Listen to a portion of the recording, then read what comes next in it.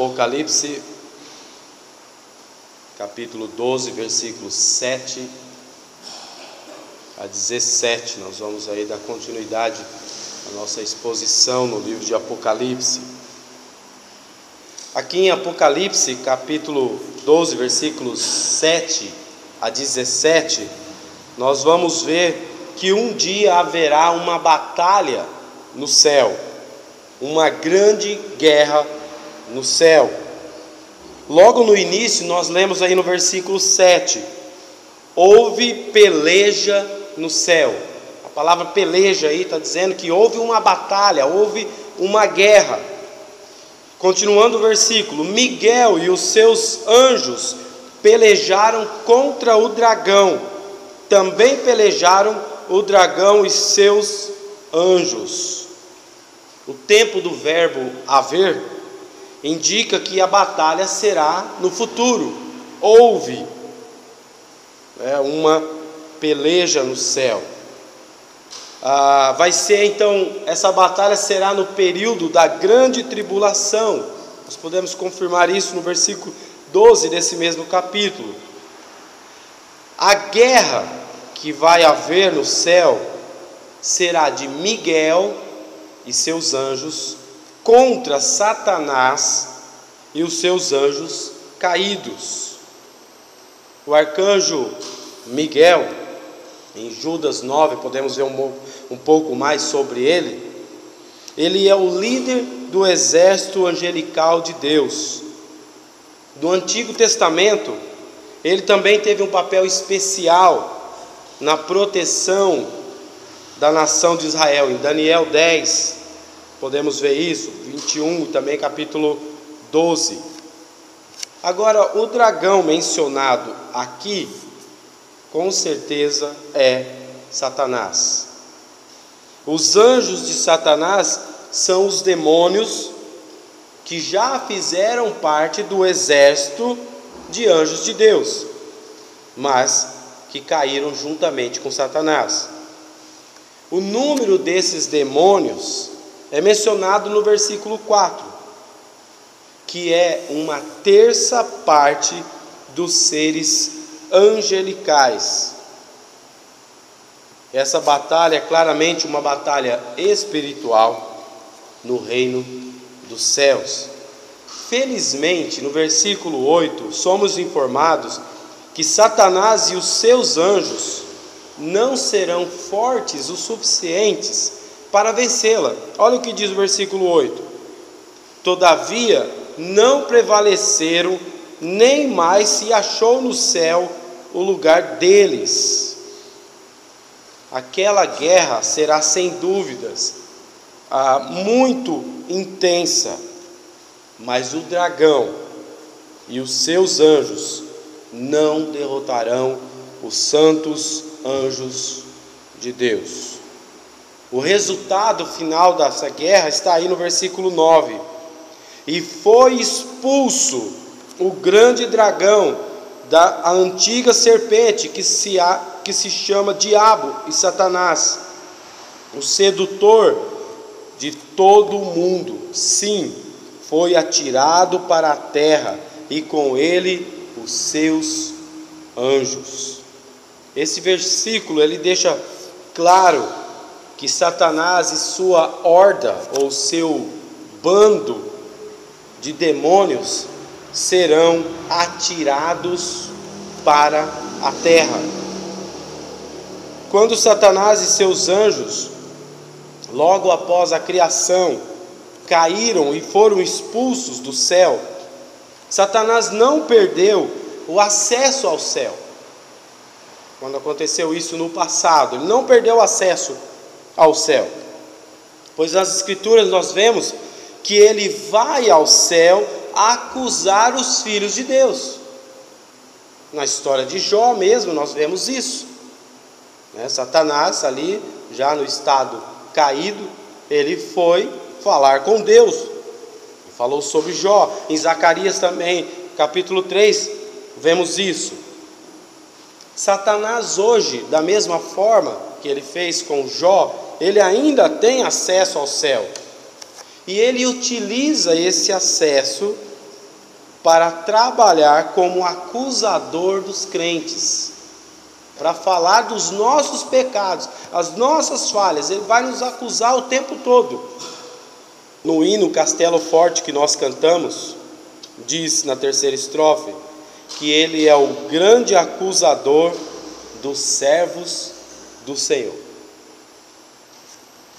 Porém, naquela batalha, quando Satanás e os seus demônios perderem a guerra celestial, ele não terá mais acesso ao céu para fazer as acusações contra os santos de Deus.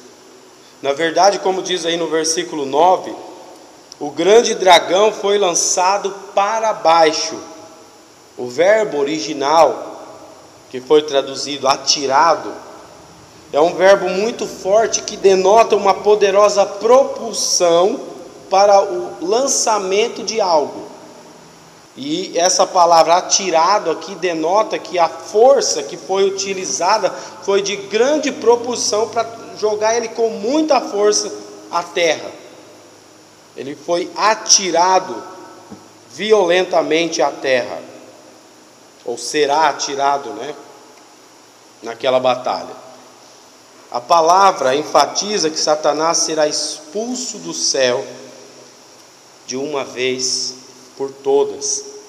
Não só Satanás, mas também toda a sua força demoníaca, que será permanentemente limitada ao reino da terra. Não será uma batalha entre Deus e Satanás. Nós vimos aí que será uma batalha entre Miguel e Satanás. Ambos os anjos, tanto Satanás quanto Miguel, são criaturas de Deus, foram criados por Deus. Satanás, ele tem perpetuado uma mentira de que ele é o oposto de Deus. Isso é o que ele tenta passar para as pessoas do mundo. Mas ele não é o oposto de Deus, pois ele não é onisciente, ele não é onipresente, ele não é onipotente. Ele é apenas uma criatura. Ele não pode nem mesmo iniciar uma batalha contra Deus. Contra Miguel e os anjos de Miguel, ele provavelmente acha que vai poder vencer. Mas contra Deus não teria nem como ele iniciar uma batalha como essa. Ele não é o oposto de Deus. Agora nós, em nossos momentos de desânimos e aparentes derrotas que temos na vida, devemos lembrar que o bem já venceu, vence e vencerá as forças do mal. Satanás e suas forças demoníacas podem ganhar algumas batalhas ao longo do caminho, mas eles acabarão perdendo a guerra. E essa guerra no céu demonstra o começo dessa derrota. No versículo 9, também contém 4 frases descritivas para que identifiquemos o dragão. Primeiro, o dragão é a antiga serpente. O que é isso? É um título que enfatiza o caráter astuto e venenoso de Satanás. Em Gênesis 3, nós lemos isso, e também em 2 Coríntios, capítulo 11. A palavra antiga, que está falando a antiga serpente, traz à memória, então, a primeira vez, ou a primeira acusação de Satanás, como serpente lá no Jardim do Éden, quando ele tentou Eva. Outra descrição de Satanás, que o dragão é o próprio diabo, como diz aí o versículo. Agora, a palavra diabo, ela vem da palavra grega diabolos. É bem parecida com a nossa palavra diabo, porque é uma transliteração. O significado de diabo ou diabolos é calúnia ou acusação falsa. Então, quando fala que alguém é um diabo, é porque ele faz calúnias das pessoas ou acusações falsas a respeito das pessoas. Satanás, ele atua como uma espécie de promotor no tribunal de justiça de Deus. O promotor tem a função de acusar, de mostrar o crime, para que o juiz possa julgar. E Satanás, ele tem essa função no tribunal de Deus. Ele vai lá nos acusar e mostrar o quão pecadores que nós somos. Sua tarefa é acusar os crentes diante do tribunal divino. A terceira descrição aí é que o dragão é o próprio Satanás. Essa palavra Satanás vem da palavra Satanas, que é uma transliteração também da palavra grega e que significa adversário. Esse nome próprio, Satanás, é retratado como o inimigo ou o oponente de Deus e também oponente do povo de Deus. E a quarta descrição, o dragão é aquele que engana o mundo inteiro. Ele não enganou apenas Eva e Adão, ele não engana apenas algumas pessoas, ele está nesse mundo para enganar todos. A palavra traduzida como sedutor significa enganar ou iludir. É isso que ele faz, ele fica iludindo as pessoas com as coisas desse mundo, ele fica enganando as pessoas com as coisas desse mundo, para que possa conduzi-los para os seus propósitos. Agora, enquanto João, ele estava contemplando Satanás e seus anjos sendo lançados com uma força muito grande do céu, ele ouviu uma grande voz do céu que dizia, versículo 10: então ouvi grande voz do céu proclamando: agora veio a salvação, o poder, o reino do nosso Deus e a autoridade do seu Cristo, pois foi expulso o acusador de nossos irmãos, o mesmo que os acusa dia e de noite diante do nosso Deus. Olha a frequência que ele nos acusa diante de Deus, dia e noite, 24 horas, ele fica o tempo todo, ele não dorme, ele fica nos acusando diante de Deus. A voz aqui que fala, que a grande voz, ela não é identificada, né? Não há como nós saber exatamente que voz que é essa que está falando. No entanto, parece razoável identificá-la como a voz dos mártires da tribulação, né? Os que também clamam com grande voz, no capítulo 6, versículo 10. E essa frase aí, o acusador dos nossos irmãos, apoia essa ideia de que realmente ali é os mártires que estão falando. No versículo 11, os mártires, né, temos aí certamente os mártires da tribulação. Olha o que diz o versículo: eles, pois, o venceram por causa do sangue do Cordeiro e por causa da palavra do testemunho que deram, e mesmo em face da morte não amaram a própria vida. Nesse versículo nós podemos ver 3 armas que os mártires utilizarão para vencer Satanás. São as mesmas armas que nós devemos usar hoje também para vencer Satanás. A primeira arma é o sangue do Cordeiro. O sangue que foi derramado na cruz pelo Cordeiro é a garantia que Deus vai nos perdoar. Romanos capítulo 8, 31 a 34. Então, nós cremos que Jesus Cristo morreu pelos nossos pecados, Ele derramou seu sangue na cruz para nos salvar e cobrir todos os nossos pecados. E quando Ele vai nos acusar diante de Deus, é o sangue de Cristo que Deus vê, e esse sangue é a garantia que Ele vai nos perdoar. Não há nada, como diz no capítulo 8 de Romanos, não há nada nem ninguém que possa nos separar do amor de Deus. Assim, as acusações de Satanás muitas vezes são verdadeiras. Lembra que ele é o acusador e ele faz falsas acusações. Mas ele nem sempre precisa fazer falsas acusações. Porque nós somos pecadores, nós cometemos coisas erradas mesmo durante as nossas vidas, e ele simplesmente mostra aquilo que é fato. Ele chega para Deus e fala: isso daí é uma coisa que um crente deve fazer. Olha o que ele falou para aquela pessoa, olha a atitude dele ali, olha o que esses dois irmãos estão falando um para o outro. Isso é coisa de crente? Ele vai acusar, e às vezes ele tem argumentos muito bons, porque são argumentos verdadeiros. Ele não precisa nem inventar. De fato, somos pecadores, somos falhos, e ele simplesmente vai usar aquilo que é verdade a nosso respeito. Quando ele acusou Jó, ele não tinha o que falar. Aí Deus permitiu que ele fizesse coisas para que Jó sofresse, e aí depois ele pudesse utilizar o sofrimento de Jó e falar: está vendo como que ele falhou?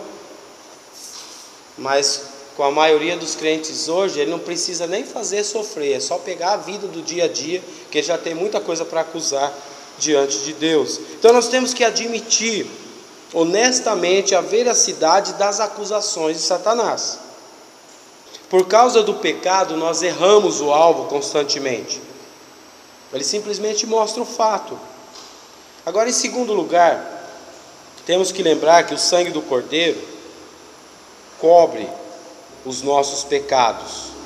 Nossos pecados foram todos pregados na cruz de Cristo, e não seremos mais julgados ou condenados por Deus por causa dos nossos pecados.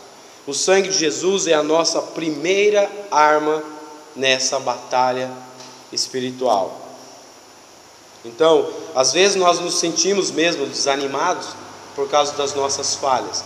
Temos que lembrar dessa arma. Temos que lembrar do sangue de Jesus Cristo, que Ele nos perdoou dos nossos pecados, e mesmo que Ele estiver nos acusando, Deus não vai considerar a acusação dele. A segunda arma é a palavra do nosso testemunho. No capítulo 1 nós vimos isso, capítulo 6 também. Nosso testemunho é evidenciado de duas maneiras: testemunhamos com as nossas vidas e testemunhamos com os nossos lábios, com o que nós fazemos e com o que nós falamos. Dessa forma que nós testemunhamos. Você, como filho de Deus, deve ser o sal e a luz para o mundo. Mateus capítulo 5, versículo 13 em diante. Quando compartilhamos nosso testemunho, assim como numa batalha real, temos que entrar no campo ou no território inimigo. Na batalha espiritual, nós entramos literalmente nos territórios de Satanás. Nós estamos compartilhando o nosso testemunho. Como? Com o que nós falamos, com o que nós fazemos. E quando estamos oferecendo um bom testemunho, estamos entrando no território inimigo, no território de Satanás, no território que ele não quer que nós entremos. Mas o nosso testemunho, firmado na palavra de Deus, com o sangue do Cordeiro, é uma arma intimidante para ele. Entramos no território inimigo e ele fica intimidado por causa do nosso testemunho. Podemos dizer que o nosso testemunho é poderoso e irrefutável. A terceira arma na nossa batalha espiritual, a terceira arma é que temos que utilizar a abnegação. Em outras palavras, a abnegação é o desprendimento dos próprios interesses ou da própria vida. Como nós cantamos na música agora há pouco, no Castelo Forte: se temos que perder filhos, bem, mulheres, a própria vida nós vamos perder por causa de Jesus Cristo. Isso é abnegação, quando nós estamos prontos para abandonar qualquer coisa desse mundo, inclusive a própria vida. Estamos lutando fielmente nessa batalha espiritual. Os mártires da tribulação, eles estarão dispostos a fazer qualquer coisa por Jesus, mesmo tendo que perder a reputação, status ou bens. Estarão prontos para dar suas próprias vidas, mesmo que isso signifique sofrer uma morte de um mártir. Seguirão as instruções dadas à igreja em Esmirna, Apocalipse 2, de serem fiéis até a morte. Assim como fez o Cordeiro de Deus, Jesus Cristo veio a esse mundo e foi fiel a Deus até a morte, e morte de cruz, e Ele morreu por causa de você, que não merecia a morte, passar as necessidades que Ele passou e os sofrimentos que Ele passou por causa de você. Eu diria que a abnegação é uma forma de gratidão. Nós, como crentes, quando nós nos decidimos abnegar nossas vidas por causa de Jesus Cristo, nós estamos sendo, no mínimo, gratos àquilo que Jesus Cristo fez por nós. Por que Jesus Cristo deveria vir a esse mundo, sair do céu, da onde Ele estava, nascer numa manjedoura, sofrer perseguição, passar fome, sede, ser tentado, ser zombado, e depois no final, com seres inferiores, ser machucado, ferido, moído, como diz a Bíblia, só para te salvar? Por que Ele precisava fazer isso? Não precisava, você já está condenado, já fizemos a escolha bem no começo da história.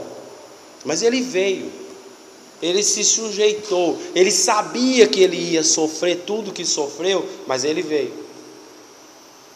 Abnegação, ou viver pensando apenas em Jesus Cristo, é o mínimo que deveríamos fazer. Isso é gratidão. Uma vida fora da abnegação é ingratidão. São crentes ingratos aqueles que não vivem por Jesus Cristo.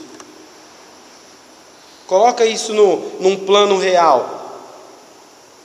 Tem duas pessoas numa situação, num acidente, por exemplo, e a pessoa tem a opção de salvar o filho e salvar você.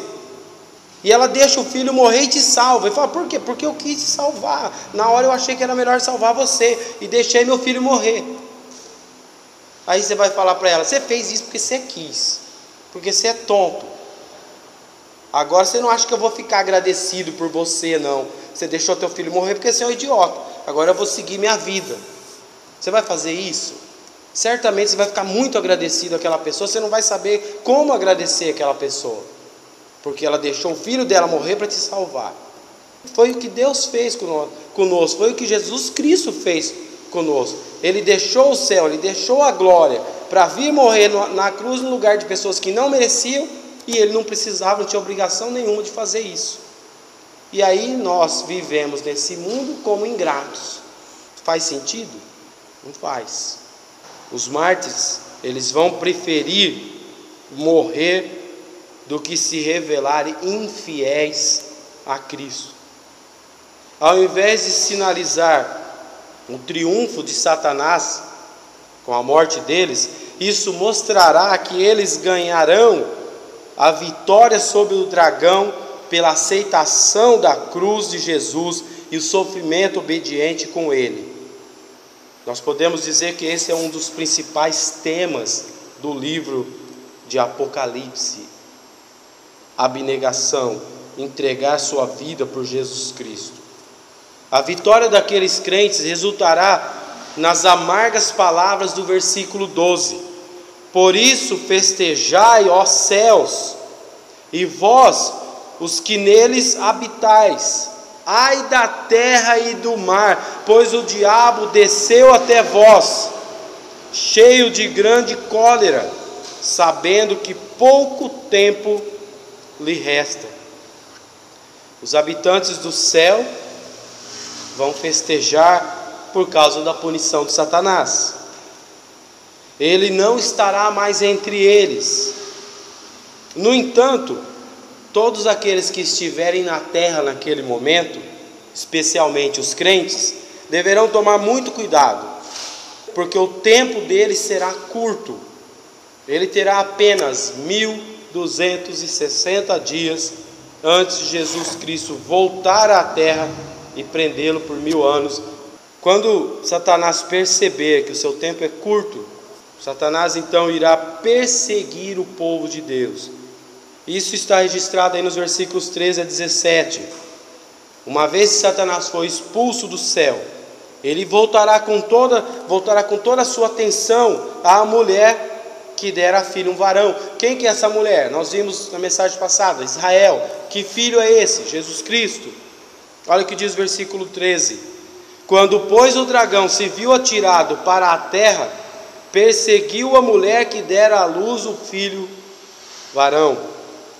Seu intenso ódio por Israel vai atingir o clímax durante a tribulação, onde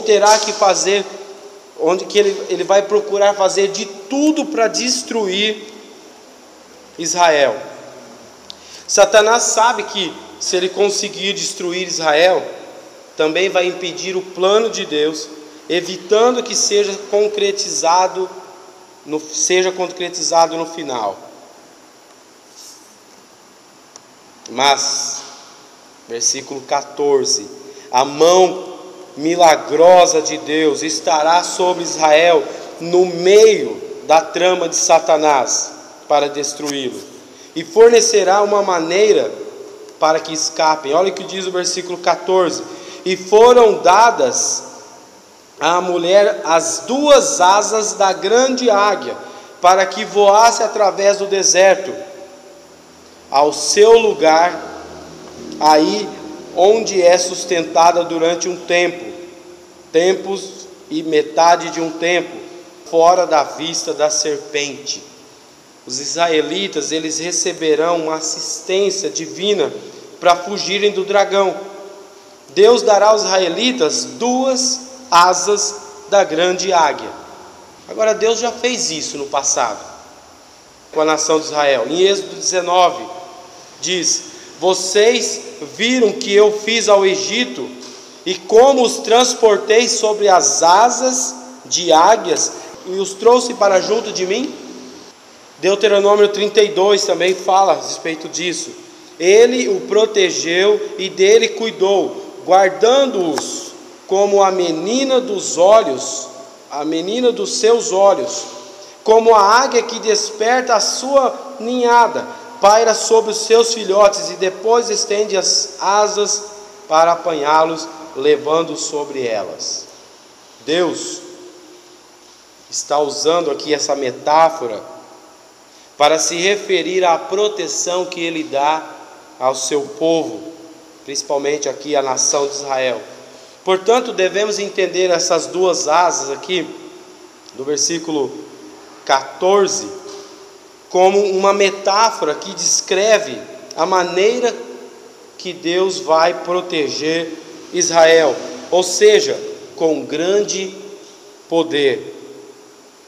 A comparação entre uma águia que pode voar e uma serpente, que é Satanás, que rasteja na terra, demonstra uma proteção superior, porque Satanás é a serpente e Deus vai proteger com a águia, que voa, que é muito mais poderosa do que a serpente.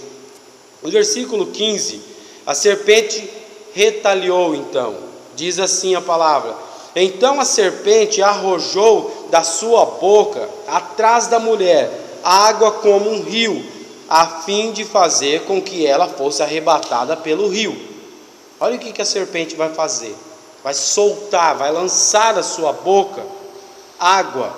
Olha o que diz a versão NVI: a serpente fez jorrar da sua boca como um rio, para alcançar a mulher e arrastá-la com a correnteza. O texto indica uma grande inundação, o que torna difícil saber se essa inundação será um rio literal ou figurativo. Não dá para saber aqui. Fala que Satanás, ele vai soltar da sua boca uma grande quantidade de água. Aí nós não temos certeza se é água ou não. Talvez Satanás usará água literal para tentar afogar os israelitas. De alguma forma ele vai conseguir romper alguma coisa para tentar afogar todos eles. Outra possibilidade é que ele vai perseguir os soldados, com os seus soldados, como se fosse um rio. Todos os seus demônios, numa grande quantidade, saindo atrás da nação de Israel. A inundação é também uma metáfora bíblica para o mal esmagador. Seja o que for, se ele for usar a água literal, ou se ele for usar os demônios, vai ser para tentar esmagar a nação de Israel. Provavelmente essa é uma maneira pitoresca de descrever a tentativa de Satanás para tentar destruir os judeus que estarão reunidos na Palestina após a aliança do anticristo. Versículo 16, felizmente nós vemos as seguintes palavras: a terra, porém, socorreu a mulher, e a terra abriu a boca e engoliu o rio que o dragão tinha arrojado de sua boca. Se for um rio literal mesmo, água literal, vai haver um milagre, a terra vai abrir, aquele rio vai sumir e não vai matar a nação de Israel. No passado já aconteceu isso. A terra engoliu os egípcios, posteriormente engoliu Corá, Datã e Abirão. Em Números nós podemos ler isso, Deuteronômio. Talvez Deus vai fazer milagres semelhantes para preservar os judeus naquela época. Finalmente chegamos aí no versículo 17, que diz: irou-se o dragão contra a mulher e foi pelejar contra os restantes da sua descendência, os que guardam os mandamentos de Deus e têm o testemunho de Jesus, e se pôs em pé sobre a areia do mar. A essa altura, Satanás já vai ser perdedor 3 vezes. Nós vimos que no versículos 1 a 6, ele tentou destruir Jesus Cristo, o Filho do Homem. Isso foi no passado. Ele não conseguiu. Jesus Cristo não ficou morto, ressuscitou. Primeira derrota. Versículos 7 a 9, ele vai perder a batalha no céu, que é o que nós vimos hoje. Ele vai tentar lutar contra Miguel e os seus, e vai perder a batalha e vai ser atirado à terra. E nos versículos 13 a 16, a terceira derrota: não vai conseguir destruir Israel, não vai conseguir destruir a mulher. E por essa razão, ele vai se irar, é o que diz o versículo 17: irou-se, 3 vezes derrotado. Ninguém gosta de ser derrotado, ele muito menos. Nessa terceira derrota ele vai ficar muito furioso. Então ele vai direcionar essa ira, essa fúria contra os restantes da descendência da mulher. Quem são os descendentes da mulher? Israel. É importante notar que Satanás lutará contra os que guardam os mandamentos de Deus, aqueles que realmente são fiéis, que guardam os mandamentos de Deus, e os que têm o testemunho de Jesus. É claro, os que não guardam os mandamentos de Deus, não têm o testemunho de Jesus, já são dele, ou pelo menos estão cooperando com ele, estão junto com ele. Mas essa verdade se aplica para nós hoje. 2 Timóteo 3,12: ora, todos quanto querem viver piedosamente em Cristo Jesus serão perseguidos.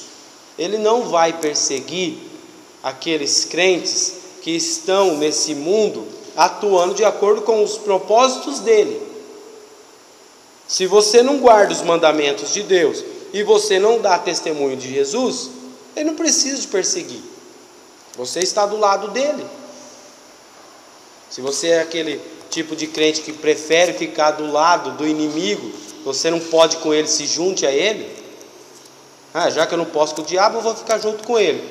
A maneira de fazer isso é só não guardar os mandamentos de Deus, não dar o testemunho de Jesus e você está do lado do inimigo, e ele não vai mexer com você. Você não vai ser perseguido. Para quê? Por outro lado, se você quer estar do lado de Deus, você quer estar do lado do Todo-Poderoso, então tem a promessa aí que você pode ser perseguido enquanto estiver nesse mundo. A vida cristã não é um mar de rosas como alguns pregam hoje em dia, e sim um campo de batalha. Se você vive para Jesus nessa vida, haverá sofrimento, mas as recompensas serão eternas. Em nossos dias existem heróis, como existirão na época da tribulação. São aqueles que guardam os mandamentos de Deus, são os que têm o testemunho de Jesus, e suas vidas são caracterizadas por essas verdades. Esses são os heróis que esse mundo não é digno. Você é um desses heróis. Você está disposto a se abnegar, entregar sua vida por Jesus Cristo? Você está disposto a estar ao lado de Deus o tempo todo, mesmo que isso possa trazer-lhes complicação? Você vai reconhecer que está numa batalha espiritual e que o inimigo da sua alma quer te derrotar? Você vai se comprometer a buscar Jesus e se apegar a Ele em meio a essa guerra? Se assim for, você terá uma vida abundante. Pode haver perseguição, pode haver sofrimento, mas uma vida abundante. No sentido espiritual, você vai estar feliz, contente, porque vai estar do lado certo. Você vai estar demonstrando gratidão por aquele que sofreu na cruz por você. Olha o que Jesus disse em João 10:10. O ladrão vem somente para roubar, matar e destruir. Eu vim para que tenham vida e a tenham em abundância. Ele veio para que você tenha vida e abundância. Você tem vida em abundância? Você está do lado de Jesus? Você guarda os mandamentos de Deus e dá testemunho de Jesus? Sua vida é caracterizada por abnegação ou é caracterizada por egoísmo, vontade própria, as coisas carnais que te impedem de servir a Deus como Ele quer que você sirva? Pense nisso. Será que Jesus Cristo merece a tua gratidão por aquilo que Ele fez?